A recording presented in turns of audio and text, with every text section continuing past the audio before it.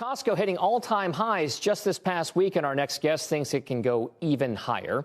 He maintains his top pick rating for Costco this morning, upping the price target to $782, over $100 above the street average.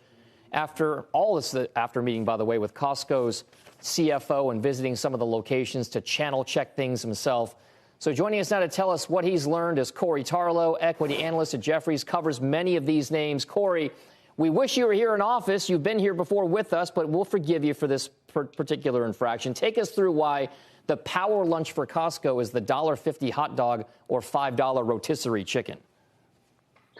Yep. Thanks for having me, Dom. And what I would say is that last week we spent some time with the Costco CFO, as well as their head of IR and financial planning. And we walked away very positive. And bottom line, the company feels very healthy at the moment. And we feel comfortable buying shares here because we see a lot of upside to numbers ahead.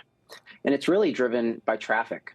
And so the company's traffic growth has been up 7% in the last month or so. And if you look at across retail, many retailers are seeing traffic up. Maybe it's low single digits, some are up mid-single digits, and some are even negative.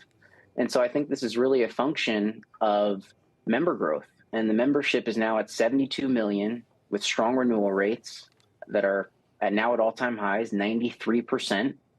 And so the one-liner here is really simple. More people are going to Costco more often, and they're continually renewing at higher rates, which should drive upside to numbers ahead. Hey, Corey, what exactly is driving the upside in membership? What are they doing differently, either from a marketing perspective or from a product offering perspective, that is getting more people to want to sign on for Costco memberships? So I'd say it's two things. The first is the ongoing focus on value that Costco always tends to drive. So their prices are among the best. They have about 3,100 units or different items in their store.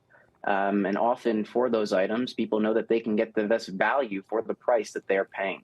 And so that value offering that Costco has tends to drive a lot of continued visits and stickiness among a lot of what the consumers want. And having food, which is about 60% of the business, and general merchandise, another 40% of the business, is very key to driving that balance. So people go there for things they need, and then they also have the other side of the box, which is the things that they want at very good values. The second component to this is auto renewals. And auto renewals, as people sign up for a membership, it automatically renews year over year. So you get a natural accretion as more new members sign on. Yeah, I think that's a big thing. I was going to mention that because I belong there. But once you're in, inertia takes over, and you're likely to stay in, particularly if they automatically renew and the charge hits your credit card or whatever it is. But it's very, how big are they? Because I honestly don't know, Corey. How big is Costco overseas, outside of the U.S., and is that an opportunity for them? It's a very significant opportunity over time. So the business has about 800 clubs.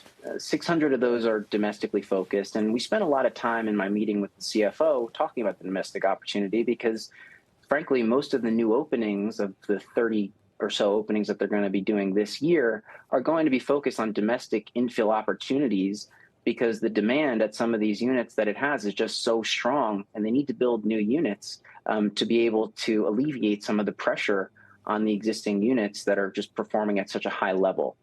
On the international side of the business, that's the other 200 units that they have, are performing more broadly very well. And we've seen some promising data points out of geographies like China, Mexico, and the UK, as well as Spain. So, and they've talked positively about all these regions recently. And there's also the benefit of slightly higher margins in some of these regions too, because of lower labor costs.